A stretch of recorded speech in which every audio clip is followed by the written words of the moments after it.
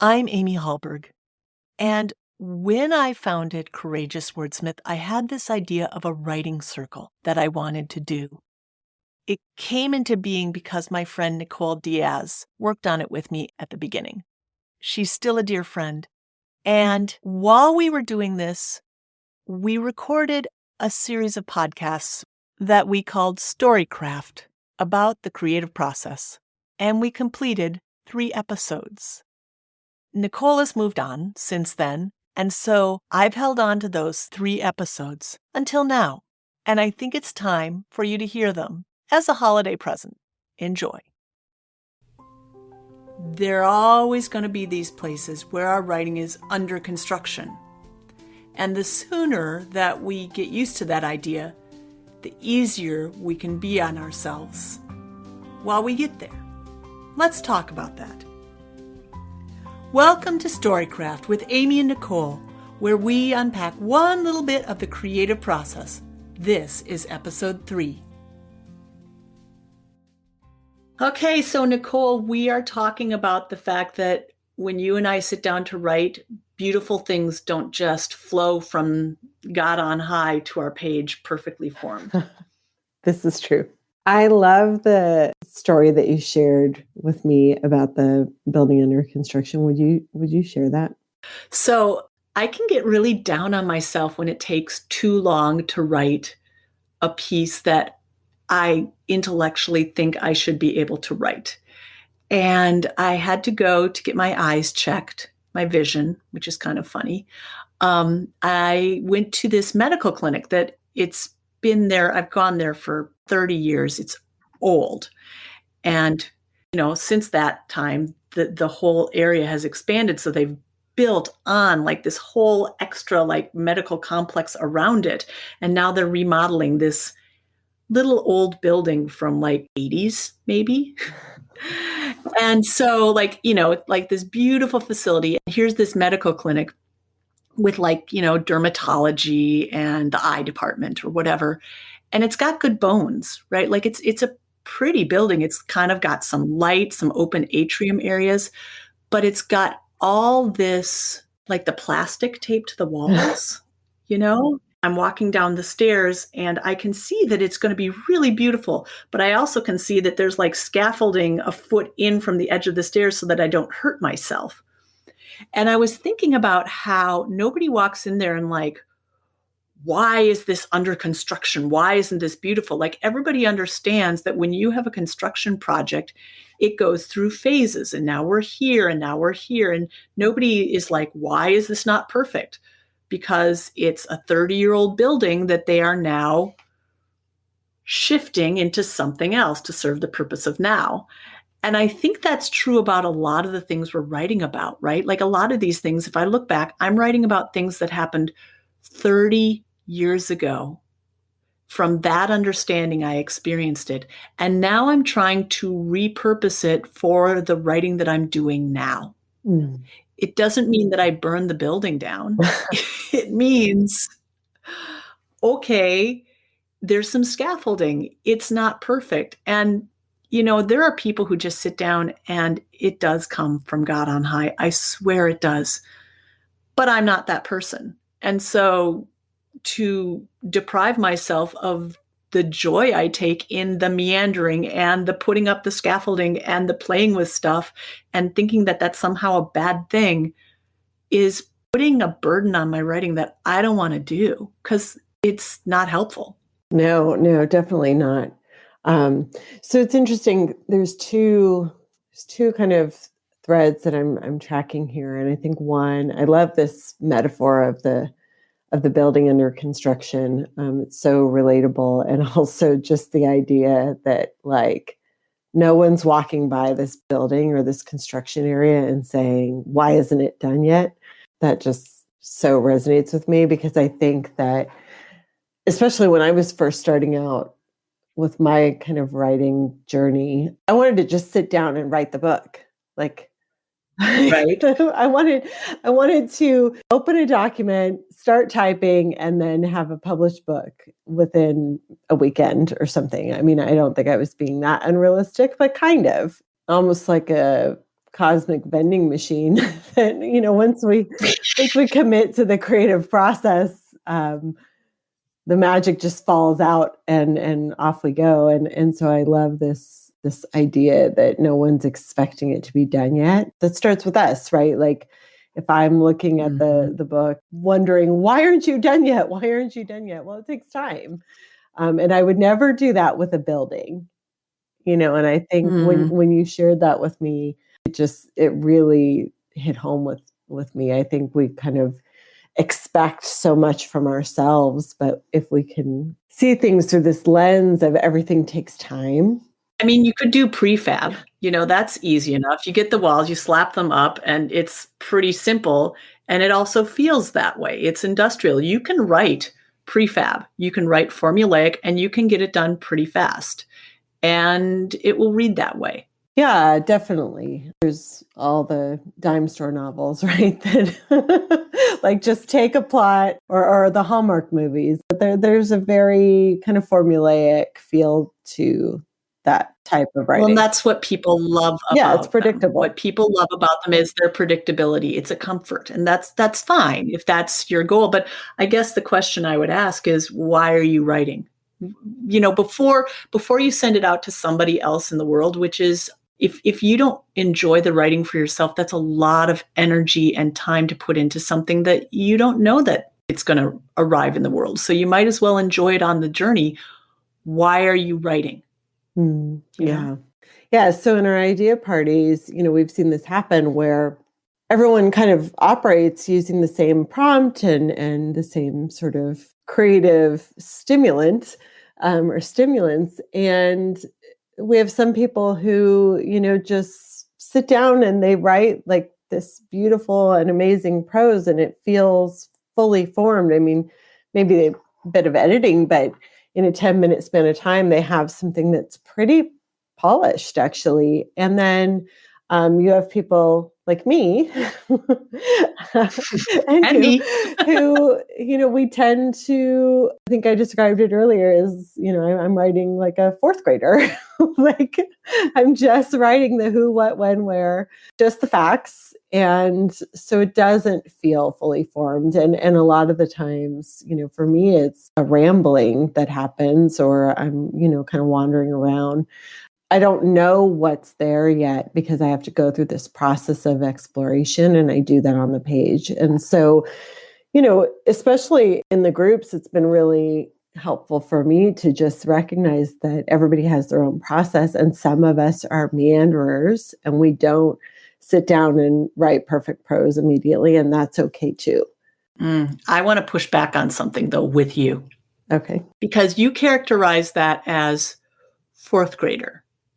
And some of what you come up with, if you're judging the quality of how well all the sentence construction fits together, blah, blah, blah. Okay, sure. Like it rambles, right?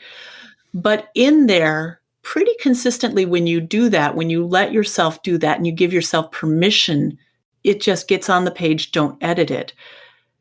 There are some amazing insights that come through fairly consistently with you that are profound. And that's your way into the writing, right? Your way into the writing is that little gem, that little shiny object, that little piece of an idea that breaks open the meaning for everything else, so that you can go back and unpack it as that bigger thing. Yes. Yeah. And I appreciate that reflection. So thank you for that. That is absolutely, for me, like the value of the wandering and the meandering around and the messy, sloppy sometimes writing is more about like, it's an excavation for me, like of I'm going to just put all this out, and then somewhere in here is something that I want to explore or unpack or take to the next level. And for me, there's a lot of writing that ends up getting thrown away because it's a sifting process where for me, it doesn't look very pretty at the beginning, and that's okay. Like we all have our own process. And I think that that's been one of the things that's been really nourishing for me being in the groups is seeing that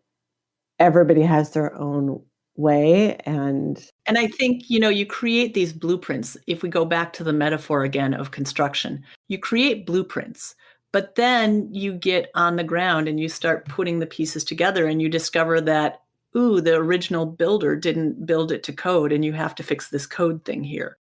I took a class one time on project management, and it was scope, it was cost, and it was time. And every book sort of has that, right? Like it has this thing. You may have these strengths, but then you might not have that. What are you writing the book for? So there's all these pieces to put together, and some of them are going to go really fast and some of them aren't. And I think that's the beauty of a group, is that you have people with different kinds of gifts so that you can balance each other out. Definitely, yeah, and it's interesting, as you were talking, I had this image come to mind. I follow a lot of artists, visual artists, painters, and things on various social media platforms, and I've been following a couple of hyper-realistic artists, and these are people who just have this way of zooming in on these details and reproducing them in paint, or there's a couple of people I follow that are pencil artists, and they do these amazing hyper realistic um, pieces. What I've noticed when I watch some of their process things is they almost go inch by inch through the piece. So Mm. there's one artist in particular I'm thinking of, and I can't remember his name, but he does big cats. He does these amazing hyper-realistic paintings of big cats. And so he'll start with one eye and he gets it perfect.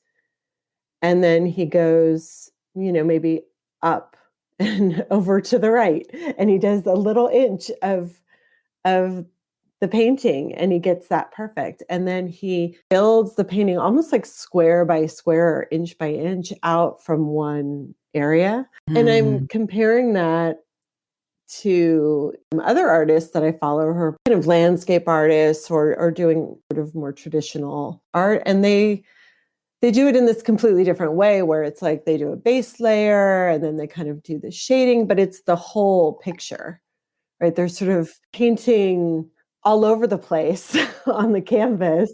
Right. And sometimes they'll pick an area and they kind of spend a bit of time there, and then they move over to another corner and they spend a bit of time there.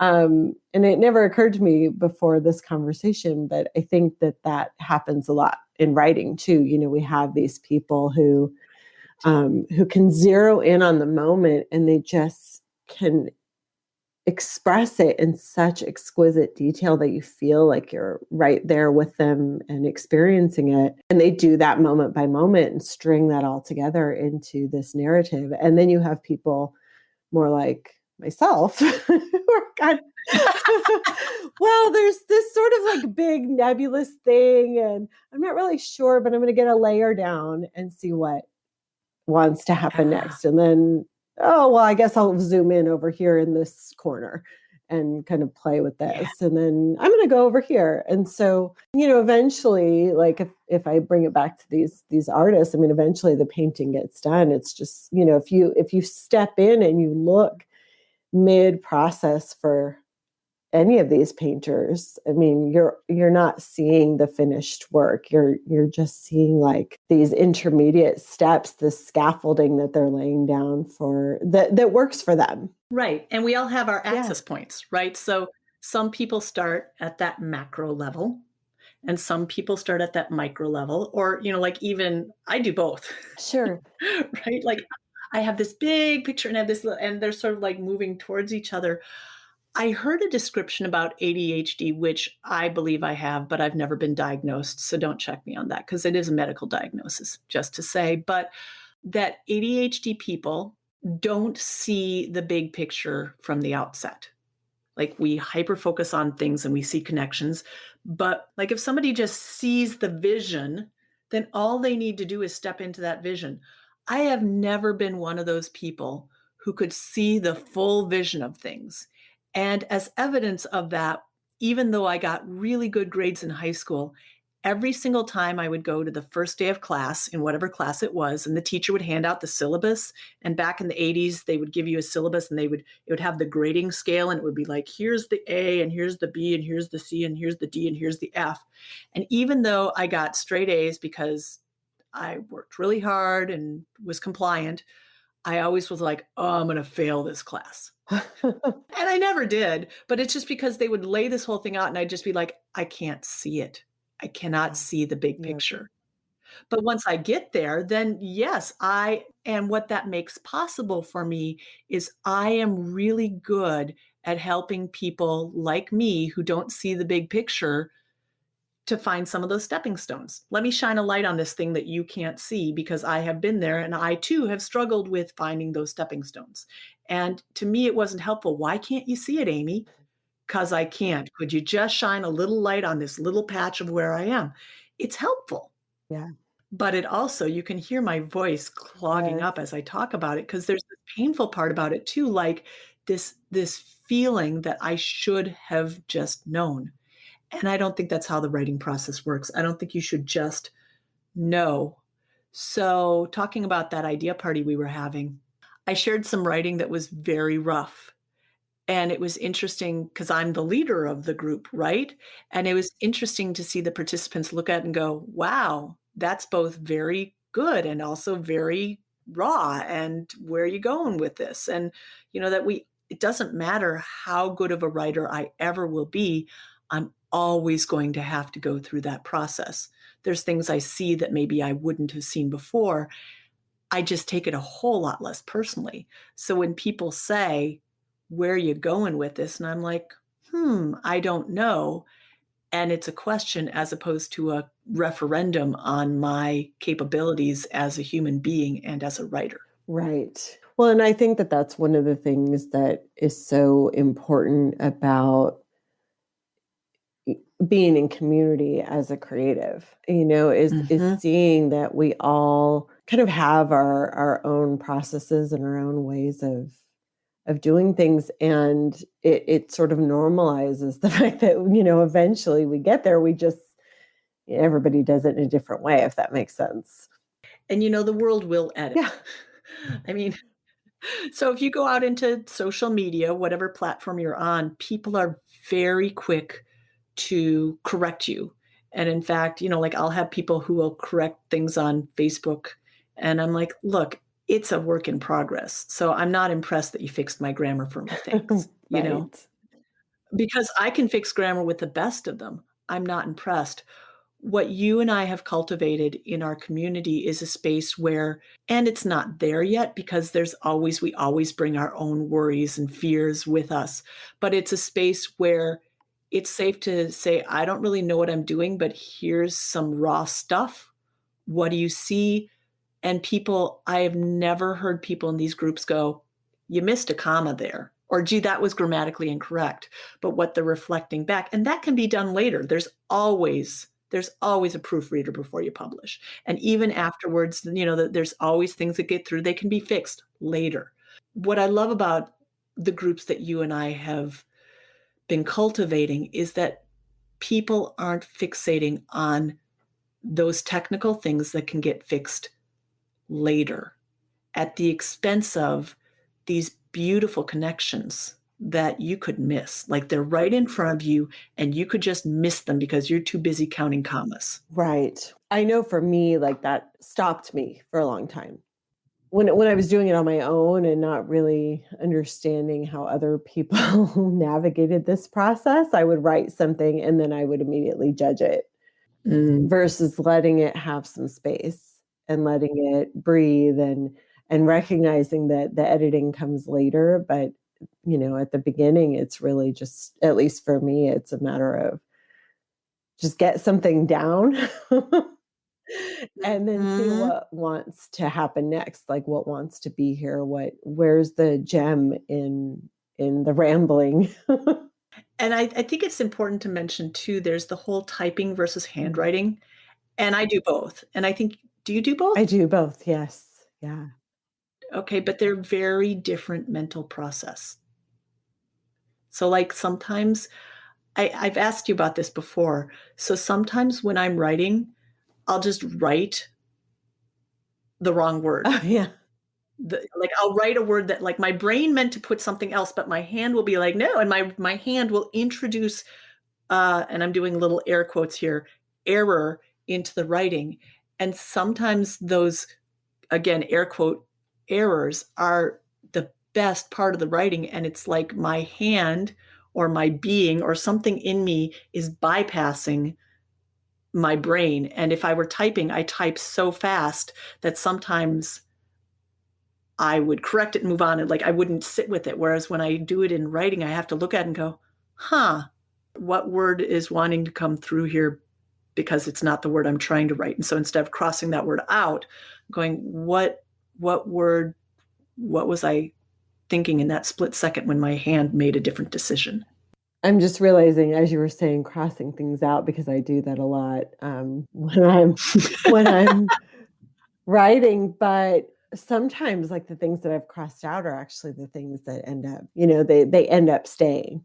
Like, I'll just go through this process and I kind of am writing, and then, "Oh, no, I didn't mean that," but then there's good stuff in what I edited out, where I can't really do that in, an electronic, document. It's gone. Right? Delete, delete, delete, fix, Yeah, done. yeah, and but sometimes that takes, all of the good stuff out of it for me, and maybe that's because I am a meanderer, and so I need to sort of see all the messy bits, all the scratch throughs and the arrows pointing and all of that, but it does activate a different part of my brain, I think, too. Just And I love that. I mean, so, I think of it as like we all have different ways of construction and different kinds of writing that we aspire to do. And then there's what we actually come up with. But I think of it as Mhm. weaving. There's so many different mediums you can bring to it if we're thinking about tactile. The same is true about writing. So what voice comes in and being really curious and just letting it emerge into what it wants to be Mm. and being generous with it, I think. Generous with it in the sense that I contain what needs to come through me, but also I don't have to control it. I can have some trust that between the muses and me, we're going to come up with something and it's going to be better. That synergy is going to be better than anything that my mind could have come up with all on its own. Yes, absolutely, and having, I think, that space to unfold, I mean, it brings us back to the building, right? The the metaphor of the building, as long as we don't look at it and expect it to be done, before it's time, just allowing ourselves to, like, explore and not putting that pressure is where all the good stuff is. Thanks for listening to Storycraft with Amy and Nicole. We are Nicole Diaz and me, Amy Hallberg. Our editor is Will Quee. If you want to know about writing with courageous wordsmith, you'll find that link in the show notes. Meanwhile, what one shiny object is speaking to you? What if you go write that down?